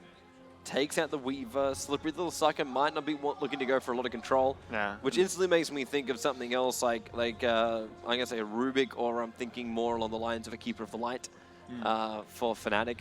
They've already got great team fight. It's a shame the Darkseer was banned out, or else they would have gone nuts on that one as well. Nature's Prophet also getting through this second banning stage. Another big favorite of, in fact, multiple players, both Trixie as well as Harning enjoy that. I think that's a hero we should look to be picked up here in the next 4 picks. Nature's Prophet is really very easy hero to fit into any type of lineup, really. And we've seen him played quite a few times here in the brackets as well. And it would fit, like, that's because he simply fits in any type of playstyle, gank aggressively or just split push. It's always too easy. Well, Fnatic again using extra time in this early set. They were using on the ban before, now it's going to be over on the pick. Yeah, so it's been their turn for a very long time now, using that little interesting part where you have a ban and a pick straight after. Want to give a bit of a reminder too, just while we're going through the drafting stage here. Tomorrow, we start 13 CEST with the best of 3 semi-final, which will be Mousesports versus Infernity Gaming. That'll be the first game, cap off the rank tomorrow. Yeah. And then coming up after that will be Evil Geniuses going up against either Fnatic or Rat in the Dark, depending on the result from these matches or this match tonight. Exactly. Yeah. So and looks like I hit the nail on the head, man. You did, and it's gonna be the Keeper of the Light for Fnatic. They were thinking for some time, it's like, did Toby really say something good there? But of course they cannot hear us. We need to use extra time just to confirm. Yeah, they're like, damn it, let's check the chat for reactions. And the chat says yes. The chat says yes. Yeah, probably Toby. At any rate, they do have that coddle this time, and being able to recall is always a cute little thing. You can do so much with it, and Fnatic, especially a team that plays that tight, they are known for being very good at just taking fights together and suddenly being all 5. Yeah. With a coddle in your lineup, you can suddenly be all 5 at the weirdest locations on the map. And Alina, quite good hero against Siren, I would say, and with Visage, it's a lot of nuke damage coming out in no time at all. Oh, yeah. Yeah, you add Laguna Blade plus a Soul Assumption in. Keeper of the Light will pop like a frail old man. Even Naga Siren will have trouble staying alive through all of that. Yeah. If those two are actually on the same lane as Alchemist, then that's a tri-lane I would not want to lane against. No. With pretty much anything. Well, you don't want to... It wouldn't be that bad in the early stages. Like, if you're running Gyro, Naga, and Keeper of the Light, so you're having Coddle to Illuminate spam them down, they're going to run out of consumables very, very quickly, because these guys, like Visage and Lina, they're not going to be that great for coming in close. The beautiful thing about Illuminate, you can throw horses so far, it's not funny. Throw horses. And then you've got Naga Siren, who can then, like, even if you don't want to get in close, you can mirror image and then use your Riptide if you're having trouble when you get in close. And then you have Gyro, who can flat cannon, which actually has a really decent range. And if you are going to initiate, obviously then you're coming close, but by that point, you're already going to be killing off Visage as well as Lina. Yeah. So there's no real problem with that, in my mind, until they get their levels. And when they get their levels, then you fear for your life. And we do end up seeing the Furion coming in on the last of the 4 picks. We do see him picked up by the Finnish team. And so we Bounty get Hunter a Prophet versus a Bounty Hunter. Yeah. That lane, if you stack the Bounty Hunter, he's quite okay on that lane. If he gets to start out with Poleman's Shield and with some tangles himself, it's not a really big issue. He can farm nicely on that lane and come out fairly early with his level 6. And Bounty Hunter is not all about getting that level 6 and rotating. You can even make the rotation earlier if there's a chance for you to leave the lane. But with a Furion on your lane, if you're going to be on that lane, then he will push you back a lot. And people want Meepo. Everyone is shouting for Meepo. This isn't the lineup you play a Meepo against. This is a horrible game to play Meepo. So if they do it, it's kind of funny. But I don't think they will. They are always pretty situational with their Meepo picks. So I doubt they will give in to that pressure. This is a game right now where you've got an Alchemist AoE stun, you've got Familiar AoE stun, you've got a Light Strike Array, you've got a Prophet Element which will bounce through all of the Meepos, and he can also chase them anywhere across the map. This is the worst game that you could pick a Meepo. Just saying, boys. Yeah. Gonna see a DK out from Fnatic. you can't go like that against a team that's the only team that picks Meepo ever. So yes. You will have to pretty much give them some respect for going for this pick. And I really like that about Fnatic. They are smart and wise with their pickups. And we see so many people just leaving the stage in madness. But yeah, we do see DK gonna be the last pickup. So really nice disables now on Fnatic. And of course, everyone wants to see No Tail play Meepo. Yeah, it's one of those special things. But at the same time, it's going to remain special, man. And it's going to remain always situational. So Lepiz, last pickup, they see the DK come in, so they realize they can run a melee hero there in the middle lane if they so desire, because that'll be where the DK will end up being played by Hani, which gives Trixie as Bounty Hunter, which I'm going to, at this point, still assume it's going to be bottom lane. I'm still assuming it's there. So Coddle, Naga, as well as Gyro will head north, which then should hopefully make Rat in the Dark have their defensive tri lane up there, which is the Lina Visage Alchemist, Prophet on the long lane, It is and then very one more in the scary mid. though. It is very scary to go aggressive tri lane against an Alk Visage Lina with a Furion on the off lane. And it's going to be a doom for the mid lane most likely.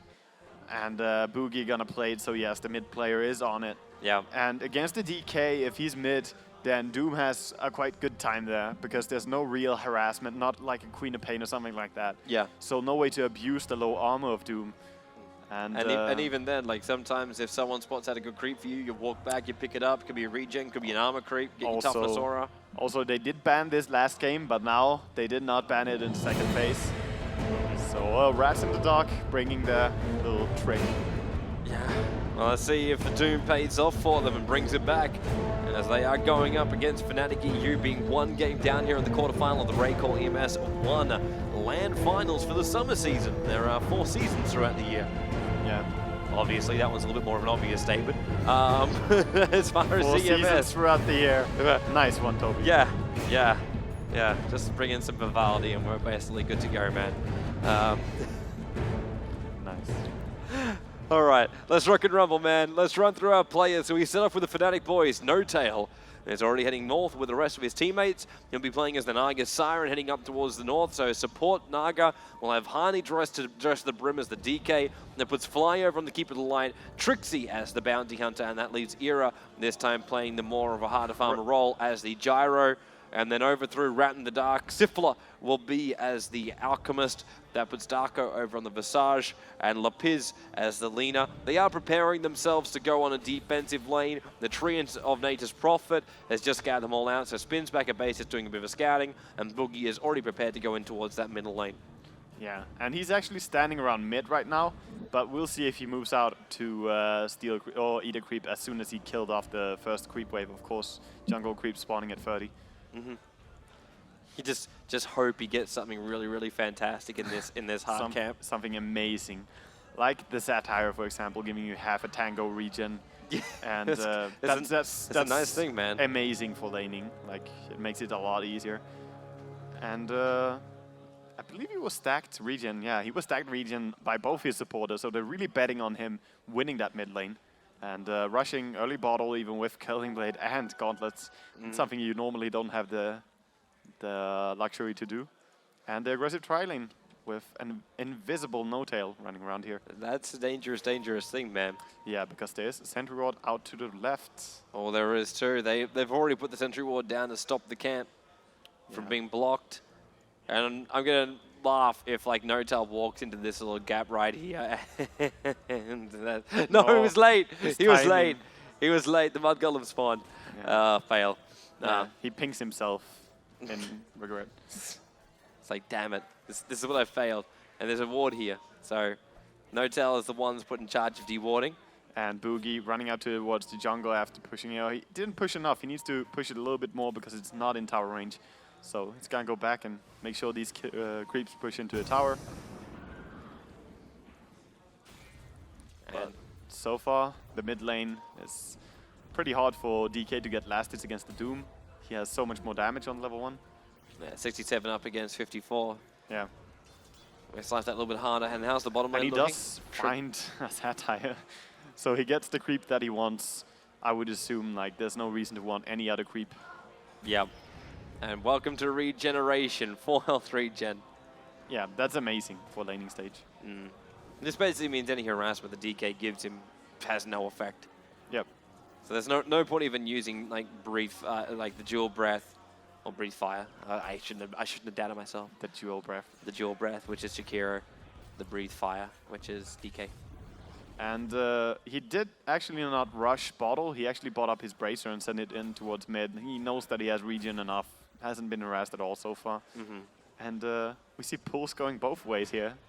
As Lapiz, I believe, tried to stop the pull of the Radiant, but they pulled the big creeps. And that's a good little move as off-laning. Damn, that Keeper of the Light. He's actually going really low there. Sifla. A little bit of trouble there. Already getting ensnared, and the rocket is an easy first blood. Yep. Rat in the dark. Supports were nowhere to be found. They were on basically this half of the line. Yeah, so he was pretty caught out there. He can't farm when his supporters are that far out. He needs to just patiently wait for them to be closer if he wants to farm at all. DD rune on Doom, so mid lane we see 160 almost damage. That's not something DK can compete with a Killing Blade to boot. Yeah. He pretty much one-hits the range creep. You'd ought to be looking at Hardy going, yep, I can take that. All I need is a little bit of Scorched Earth for movement speed and just take care of the rest. He's also got these other nukes too, remember? Like, you steal that Unholy Aura, you've still got that Shatter Blast, which you can let out. Yeah, I sort of think that you should wait a lot with leveling up your level depth when you hit levels on Doom, so that you always have it on a good timer. When your enemy is level 6, you want to have it on that timer. And yeah. As opposed to like having it now, which is a bit more of a waste because you like a mini. Well, he can skill it now because that's the first point anyway. And if he's not going to go for Devour, then he can just as well go for this. So not very farm heavy Doom. Some people like going for the max Devour and just get all those items up. But he's going for something with much more murderous intent. Which is to make some. No. He's not even really spamming the Devour on this lane, so he probably should though. It's very nice. Yeah, surprising is not, because that's like easy money. It's expensive. Top lane, Prophet's going to TP in. The Illuminate already managed to hit on 3 of the players here. No-Tail's on the run. Spin already getting Rocket Barraged up. He put the Sprout down. He's going to lose his own life just to get this one. Light Strike Array, it held ear out just that little bit longer. But the creep wave was moving through at the same time. And that's what we see, like, when Furion TPs away to a lane, he really needs to make, look at the race for the rune top. Oh, No-Tail's back. He's going to ensnare and get some sweet-ass revenge. He's going to get it on Sifla. They don't really care about the supports here. All they care about is making sure that Alchemist doesn't get uncontrollable farm. And No-Tail, well, he'll keep up with Lapiz, but Lapiz should turn left. Creep Wave's already there. No-Tail, he gets a Riptide, and with the Illuminate, they get the kill. It's a double kill for Fly. And now Era's just like, yo, guys, like, that guy is like one Rocket Barrage away from death. Can we go in after him? Fantastic. That was the easiest kill. Yeah, so this tri-lane Fnatic really showing how tight they can play.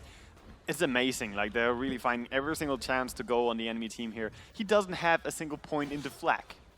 Like, he's actually just going for a rocket build.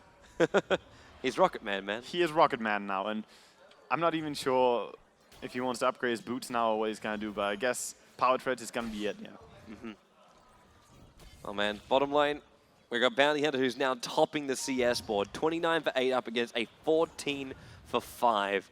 Trixie has completely outlaned this. Yeah, he doubled up on CS, and with a Ring of Health, there's no real harassment to be done. And mid, another gang. There's help coming in from No-Tail. He's going to let off that ensnare. Doesn't have enough mana, though, for a Riptide, but he is going to go for that body block after the second Dual Breath. And now Fly, there goes your Illuminate. It's not enough damage to kill him off. In fact, the Shatter Blast after Doom, they're trying to deny him, but not fast enough, as well as battling up the hill. Yeah, and he's really maxing up that Scorched Earth, so his regeneration is really high when he does it. And the damage is also really high to the people around him. Of course, changes the cooldown and duration a little bit as well. So it's interesting to have that. And now he has the damage multiplier to nuke on the DK, but no mana to do so. Starts the Rocket Barrage, the Rocket's coming in too, and then goes into, not even Flat Cannon, the Illuminate again. And then they get another ensnare into the Riptide, got to throw that stun. He gets it on No-Tail, it's a mini channel up. And more kills going the way of Fnatic. No-Tail, lucky to live through that with that Prophet ulti. You're lucky to hit him first, as opposed to the rest of the creep wave that was there. Yeah, exactly, No-Tail. Lucked out a little bit with his positioning, but nice play again by Era, catching out that kill. And his rocket build is working so far on this tri-lane. They're finding so many kills. And this is before Gondor has even decided to join in on anything. So he's just happily sitting down there on bottom lane, farming up and getting some levels. And of course, providing that track hold would be good, but it's even better that he's just out-laning the Furion. Furion can't even farm safely on this lane. And he's actually going for a kill, but I don't think he can get it. Shuritas, I don't know if he's got enough damage, man. He doesn't have high enough a level on Jinada. With one more level, maybe that would have been a kill, but it's then he would have one less level on Shuri, so of course, that's not a kill. One on the No-Tail? Yeah, No-Tail just denied himself to creeps. He had no life anyway, so his choice was to deny himself to creep. The nearest one was an ancient stack, which didn't run the risk of him getting killed off by Rat in the Dark, because he could have come to this like little stack over here. So he thought, you know what, fast way to get back, walk to the Ancients, die, respawn, come back again. Because the death time is very low when you're that low level. So it's a smart little thing you can do as a supporter mainly. Very seldom, very seldom we see a carry really do that move because you don't really want to die or back ever. If you're low, then your team gives you regen. Yeah. Well. Mid. Are they giving it a crack? Oh, hell yeah, they are. Boogie, ensnared, Illuminate again. I think Fly's just trying to kill secure everything today. Honey did not even use they're going to go top. Flame Breath. Era, call down the middle of them all. He had 4 heroes come in, including the Nature's Prophet. That's what these ulti popped for. It wasn't to help out in the middle lane at all. It was just so he could get a kill on top lane. Yeah, they need to get some counter kills, and the push mid is really strong. Having Caudle and DK push out of lane, that's pretty strong. Haste Rune now on DK, still in ulti form. Pop that little sucker and get yourself a stun. Oh, he saw the Lina, he's going around for her. Runs up, and that's her death. Quick stun. Actually, he's even saving the mana, so he just goes for the Breathe Fire. And then we'll dive on this top tower, because there's 2 players up here. Darko will be the main target. Still not seeing that stun flying out from him. In fact, Naga going to throw the ulti out so they can walk in under. They want Syphila to stun himself. In fact, they just let it tick out. And Hani, well, DK form going to wear off, and there's already a Doom going off. Visage to take a fall, and Era try to juke Boogie through that tree line. Hani with a double kill in the meantime. Gyro, he finally does go down. Doom using that Satis Blast to ensure the kill on him. The spin is being hunted by Hani as well as Trixie. And remember, these are all track kills which are coming their way. And now it's a triple kill for Hani. While Boogie is chasing down Notail. Where's the ensnare? Juke it up, juke it down. Oh, Notail. TV's out in time. But Trixie's not done yet. He's still here. He's got well, he's got support. Hani's coming back up again, but he has no mana, really. But he has Era. That he does. And that's more than enough. With track up, you can let off that ultimate and you can give it a crack, but it looks like they're all going to bail out. Yeah, that was pretty long chase around there with the Naga Sleep coming out as well. Nice little juke at the end of it with Notail coming away from, getting away from the Doom. But really just Fnatic showing that they are so strong they can tower dive into pretty much anything now. They did lose a little bit for it though. Gyrocopter going down. Yeah, and of course when they lose things, experience-wise it really hurts them. Gold-wise it doesn't really, because they keep on getting all these track bonus gold, so it balances all out. Notail attempted an ensnare as they realized that the pull through of the Dire Camp did happen down to their double stack here, and then all of a sudden Fly became a rich man. One easy Illuminate. Yeah. He's not much of a team player, only 2 points up in Chakra. Notail being really aggressive here for not having his sleep. Trixie's with him though. And with the Illuminate hitting on both Syphila as well as on Visage, why wouldn't you give her a shot? Yeah, even for just harass damage. And this rocket they have to focus down. They do so, but if they don't, it actually hurts now. 220 damage from level 2 rocket. Oh, there goes your ensnare again.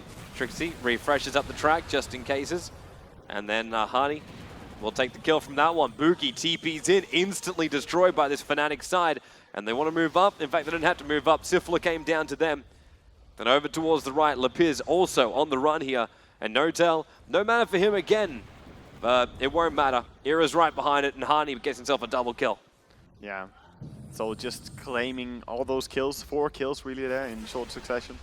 And with a Gondor on your team, I don't even believe that he was there for any of those kills. The bounty hunter? Yeah. Was he there? No, I think he was farming up mid. So 4 kills and he's farming mid. Well, we don't hate you. We don't hate you at all. Just like Nature's Prophet. Left no, all he was actually there for them. He was? Yeah, he was. He was body blocking the... Oh, that's true. Yeah, he was. Yeah. Man, long day, huh? Yeah, he just didn't really have time to track up everyone. That's why I was a little bit confused. I didn't see the track as they went down. But we're both hitting that point of short memory turn loss. Exactly. Can't even say it right. Anyway. Long day. Anyway, Gondor is still topping the CS, even despite running around and providing a little bit for his team now. So definitely having a good game here. No one else is really contesting him in terms of how strong they are. This is that horrible position for Rat in the Dark, where you got to sit back and basically say, what do we do to get ourselves back in this game? Yeah, We can split push, but we've got the possibility of getting caught out by the bounty hunter. We can team fight. Not too bad if we get Doom off on the right target, but we still need to have more items and levels before we do that. Yeah. They can roam gank. Not a bad option, but again, you got the bounty hunter invis, which could just destroy everything for you. Yeah, it could. I just feel that right now, their Doom solo mid, I believe he should really just have gone for the max on Devour. You get 100 gold every time you use it if you have it at level 7. Yeah. And it's so much gold that you could have the way coming in, and we see a little bit of a track. Yeah, Spin's not going to get out of this one. Era, Fly, everyone's coming in to stop him. Yeah, Doom is nearby. Yeah, Doom should not be nearby. No, he has mana burn, but that's really not going to be enough. Mana burn stops all. Yeah. Tracks up, and they got it over on and Sifla. no tower is safe. Like, he's running up here, but even here, like, they will just dive you. That's how strong they are and how tight they play now, because they know that if they just go together and get the kills, they will pull ahead. Yep. And Five-man Dota, man. It's five-man Dota, and Naga throws the ulti and got all 3, even underneath that tier 1 tower. Hani lines up for a breathe fire, and he's going to get it perfectly too. Lion Striker Ray won't hit properly. Darko's going to go down. Boogie already let off the ulti over on Era, so Era probably will have to be denied, but then again, there's no extra damage being done to that. And now Lapier's riptide it up. It gets a nice double Lion Striker Ray there. Get the Zebra Courier away. He can't deny himself off into Roshan. Dies just inside the pit after the breathe fire from DK. Yeah, Mana Boot's now finished up on No Tail, so gonna get rid of those mana issues that he's been having even with a Caudle in his team because they simply do so many spells. Mech finished up, so No Tail probably, well, they have Caudle ulti, so he TP's back and gonna be brought back to the fight. Yeah, this will be a tier 2 tower in mid at least. But then again, Hani's ulti form just wore off and they're having to battle through Acid Spray, which is up at level 2. Yeah, they're more about the kills, and diving a tier 2 tower, even when you're ahead, it's a very dangerous thing to do. So playing a little bit more patiently than that. And they almost have Shadowblade on the DK now. That's when he can really start catching out people off guard as well. And you see the Doombringer walking out. Naga needs to get her initiation on him. Oh, there's your track. And movement speed, Trixie wants to follow him, but not going to happen. No, a little bit too risky there. Yep. They had no way of bringing in the DK, who's on bottom lane, so don't want to take an unfavorable fight all of a sudden. No. Find yourself in a 5v4, and then you're going to actually take it 4. Yeah, but I was about to say... this is a little bit easier, though. When the Ensnare's going to go, and Trixie's right behind him, Prophet's going to throw the ulti, but Riptide and the Illuminate again. Man, that thing just keeps flying in from Fly. And Doom coming back in again. His ulti's on cooldown. There's a long Alchemist stun. Going to go off onto No-Tail, and now, well, on the run. Not going to work. Sorry, you're right. Centaur stun, not Alchemist. Exactly. And Trixie. Boogie with a change of his creep there. I think he still wants to fight this one, but maybe they just want to keep him distracted so they don't run to the bottom lane and stop Hani from doing what he's doing. Maybe. Doom is going to TP down there, and they're going to try and stop this tier 1 from going Trixie. down. He's going to snipe off here on Lapiz. Attack once, attack twice. Shuri toss. Very he simple almost kills. has a Linken's now. Like he's 5-0-2, man. Yeah. It's not ridiculously many kills or anything. It's just the fact that he has 59 CS and hasn't died at all in 5 kills. Then you're starting to get that advantage from all the tower gold as well. Hani now with a Shadow Blade, looking to initiate in. And, well, he's got Sifla or he's got Spin. Spin's already TPing out. Sifla's going to move up, but already stunned. Tracks up as well. They're still got a Shuri toss, so even if you wanted to try and TP, you wouldn't be able to do so. Yeah, he's just running away and dying. There's nothing to do. Yep. And Hani has now just gone godlike. Yeah, 9-0-5. It's like one of the best games in the world to spectate. And mid. If you're watching right now, because you just get so many free items. Darko, that's going to be his death. Called down, finishes the job. No-Tail, not wasting any more time than he needed to. Yeah, and we see both Doom and Furion pushing out bottom lane. They're like, okay, well, everyone is on top or mid. Let's just go down here. It seems safe for now. And we actually see a smoke by No-Tail as well as Era chasing down on the bottom. It's going to be a Song of the Siren for sure. Song of the Siren and then 2 of them together. Yeah. Well, here goes your song. And Era's ulti, well, on cooldown for now. So who do they want? Boogie will be the main target. They want so both, man. Hani's going to stun him up to start with, so there's no Doom that comes out from that spin. Actually inside of a Sprout, so he can TP himself out from this one. And then Era's going to see him, and there's enough damage to get the kill. Oops, as my camera won't go up. Boogie going to get hit by that homing missile, and then Hani says a lot at the same time. So 330 damage through the magic resistance with that level 4 on homing missile. So he's showing that, you know, they nerf flag cannon, let's just ignore it. It seems like a bad skill anyway. I'll just go for everything else. And he's really making it work as well. Just the aggressive way they are playing, and even during the early lane phase, having 2 levels in Rocket instead of having, you know, 1 or 0, it made all the difference. And Lapierre, he almost dies instantly to his Gondar. Easily caught out. This is just something where a Rat can't fight outside their base. If they come outside their base, they die, they feed. That's all it really comes down to. Like what Brother's attempting to do now is the only thing he can do, and he'll come in and go, okay, no camp over there. I'll walk over here. There'll at least be a camp over here, so he can use his Hand of Midas finally. But he's got phase boost and the Hand of Midas. 18 minutes in. He's happier than Alchemist, man. He's happier than Alchemist at least. Alchemist has phase boost, and that's it. This is an Alchemist at 18 minutes in who's managed to pick that up. And now Boogie, well, at least there's an extra stun to slow him down with the Familiars and the Doom on the Keeper of the Lights. They will get that kill, and Lina, kill secured. Kill secured. They finally find a kill there. But they're going to roll inside the base now, Fnatic. Yeah. 3 on the sidelines, Keeper of the Light ball back Trixie anyway. is like, I have Lincolns, I don't care, I'll just run in here. And the stun flies away and over GG. there, Sierra. GG. 18 minutes and 36 seconds it took. Right in the Dark calls the GG. And Fnatic have got a date tomorrow afternoon with Evil Geniuses in the second semi-final of the RaidCall EMSOne LAN Finals for the summer season. Summer season, where every single first match is a 2-0.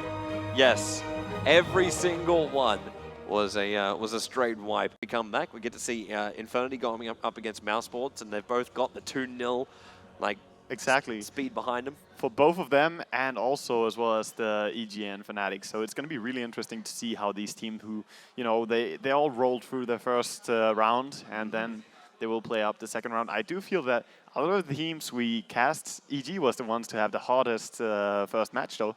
Oh, yeah. Their second game was really close. Flipside. Yeah, Flipside were really close to taking that second game. Yeah. So not all games were, of course, a stomp by any means, but... I have been told there is a secret strat coming from EG tomorrow that we will hate. Is it possibly something about not going towards late game with a can't throw? That was their dream hack. For sure. Yeah. It was the whole thing was EG working towards not throwing. Yeah. And they found out the easiest way to have that is to have a heavy turtle lineup. Yeah. So there's something new and creative, I was told, is supposed to be coming our way. The details of which there's nothing. There's nothing. And it could just be a troll bait. It could be. But hey. Well, during DreamHack, what Fair said was pretty much he was the one, or Elaine was also involved in this, but I think that Fair was the one who said that if they never have an advantage, there's no way they can throw. So that was their plan for throughout DreamHack. And I like how he's thinking. That works fine, man. Nice. And nice. Yeah, of course. That's it. So you just pick Bloodseeker from the very, very start and say, okay, we had no advantage from the very, very beginning. Our lanes were horrible. Bloodseeker is legit hero. He has actually won DreamHack once. Yeah, up against Stream Protector, I can agree that it works. Yeah. I had the same debate with Godblack, man. Yeah. I had the same debate with Godblack. He said, as any other position apart from like jungle support and up against a Stream Protector, there's no other major reason that you'd want to pick him up in this current state of the game. Yeah. So that's... No major reason, but the hero is still a lot of fun now that they changed around how the ulti works, and you can't really protect yourself from the damage as it's HP now removal. that it's actually like a life removal. Yeah, exactly. Or health removal. Whatever HP removal, HP removal, yeah. Instead of the bleed out effect as you run. And the cute effect, which actually has some, you can make some plays with it when you cast your Blood Rage on someone, you actually purge them. Yep. It's actually a very nice little tweak because people cannot Ghost Scepter. That's where the living armor came from. Exactly. You remove living armor instantly by having such a thing. Exactly. So yeah. Anyway, it's time for us to end. It's time for us to end from this end. But don't worry, we're going to our nicer end. We're going to Zoe with Fnatic. Not all of them, just one. Just one. Zoe, here's all yours. Thank you very much, Toby and Wagamama. That was the last game for today, and that was a very convincing duo you guys pulled off there. So you just told me before the interview that that EMSOne is going a lot better for you guys than the other one. Yeah. Are you happy so far with your performance? Well, obviously, yes. We had a really good 2 games now. I felt like we were pretty much in control throughout the whole games. So yeah, the start was quite good, but we felt like this was the easier round, obviously. And then the EG next round should be quite hard, I believe. So how do you see your chances against EG? I think we will take it 2-1, but we can't count them out at all. They have their annoying strats, you could say. No offense to EG. They play to win, obviously. No offense, but you guys are really annoying. No offense. PL, AM. But they're cool guys. So did you already, like, I mean, you more or less probably already were thinking about going up against EG before. Yeah. Did you, I mean, I know you're not going to tell me your strats now, but did you already figure something out, especially for EG, or are you going to play something you're feeling comfortable with in general? I know Beatles is probably spying on me, so I won't say too much. But we do have some sort of a plan against them because while they play well, their strats have been somewhat limited thus far, at least from what they've shown. So as long as we know what to expect, we can prepare to it better, obviously. So we do have some idea. Okay, I have to ask you as well, as I did ask, I think it was Black. So you also went for the Naga Siren as a support. Yeah. New meta game, question mark? It's been going for a while now, but the main idea is that Naga, as a pick, is very versatile. You know, by the fact that you pick Naga, maybe we run it solo middle, maybe you run it offlane, maybe you do it as a carry, as support, like it's really open, so it doesn't give away too much. So it's a strong support overall, and you could also run it differently. So that's what I like. I don't want to show what we're doing until the very last pick. So they have to guess, are they doing this on short, are they contesting, like, you know, that's what I like to do. It did work out, seemingly. Yeah. What were your thoughts about the picks from Red? It was okay. I still like the Alchemist. I think in the same way that Naga works, it's the same idea. I feel like they played the trial lane wrong, though, because they did have a fairly decent trial lane, but we got to catch the Alchemist once when we knew the supporters were away, and that pretty much turned the whole trial lane around. And I think that's something they could work on, playing the trial lane better. Since I already have you here schooling people there, yeah. What did you feel about the EG game? I mean, I assume you watched the ones, the EG one against Flipside. Have you watched I haven't seen the whole game, but I've seen parts. I'm sorry. I was pubbing. I had to get ready. What were your thoughts on what you saw then? Well, the first game was typical AM Fear, which is definitely... I could do some pun with fear here, but I'm not going to do it. But really? I was hoping you would. I was thinking of something, but yeah, I didn't get it. Yeah, it's the same story with EG. They run the AM and the PL and really well. And I heard there was some crazy Bambo plays in the second game. I was playing a pub, but I heard the crowd cheering like Bambo. So I heard there was some really big shaker plays. But I think Flipside threw the game, if I'm not mistaken. Pretty much. I think Wagamama summed it up with they did a reverse DG. Oh. So they gave the win to something like that. Something happened. Something happened. And they made EG win. Yeah. Let's put it that way. So those are the guys you're going to face off against tomorrow. So of course we wish you good luck. Thanks a lot once more for joining me and congratulations. And once more we're going to head over to analyzing with Wagamama. So just take it away. Thank you, Zoe. And yeah, we just finished watching as Rats in the Dark went up against Fnatic. And from these series, I would say that Fnatic, they were one step ahead in both the games. Here we see an initiation where Rats came out and tried to catch out Era, which turns out to be a kill indeed. But he ran so far and got so far that actually his own team comes in and they end up cleaning up this with the haste rune of Hani on the TA here. They actually end up, I believe, killing every single one in the Radiant team. So despite getting first blood in on mid, Hani pulled out a great performances in this game. And in the second game, they also had a really strong play throughout the entire laning stage and into the mid game, which ended by mid game as they were already so far behind that they were tower diving to tier 4 at 18 minutes. So well played by Fnatic, really. And yeah, here's where Hani cleans up the entire fight, and at this point they have such a strong early game advantage that it's hard to come back at all for Rats in the Dark. But that's pretty much it for what we have to say over here. So back to you over at the social media corner. We are back now and gonna sum up the day. It has been quite a thing, quite a lot of matches, and it's been going on for way longer than I actually thought it would. Toby is actually passed out in his chair right now. You guys can't see on camera. Well, he actually brought his pillow downstairs already this morning, just to prepare for exhaustion to happen. But those guys did a great job, and you know, a lot of people tuned in today, despite everything that's gone on with the event. So I think we're all really happy of what's happened so far. The game's been pretty good so far. Were there any particular moments you were excited about? Actually, there have been quite a lot. I enjoyed the what was it? Pass on Visage, I think it was. Was he playing Visage? I don't know. I think he played Visage. There he goes with his cuddly pillow. Bye, Toby. Bye, Toby. Sleep well. Yeah, I think passes Visage play. I really enjoyed watching that. I think the Flipside EG game has been really exciting. I loved the back and forth at the beginning, and I really liked how close it was, because it was the first close game we had today. And kudos to whoever did the graphic inserts. Made me laugh quite a bit as well. So I think there were a lot of good moments. What were your favorites? I really liked when you interviewed Melk. I think he's humble. Number 2 smartest guy in Dota. So. I assume you're the first. No, Grant. Oh, okay. I was just giving you the humble award as well. All right. So, yeah, I hope you guys also had some favorite moments. Of course, feel free to share them with us. We would like to know. We're still in the RaidCall room, 1997. We're actually going to be here all night. Yes. A lot of people are going to sleep. We'll be in the RaidCall group all night long talking. So yes, stay with us, please. Please, don't let me alone with that guy. Anyway. Should we wrap up? Yes, let's wrap up. We're both tired. Gee. And we're rambling now.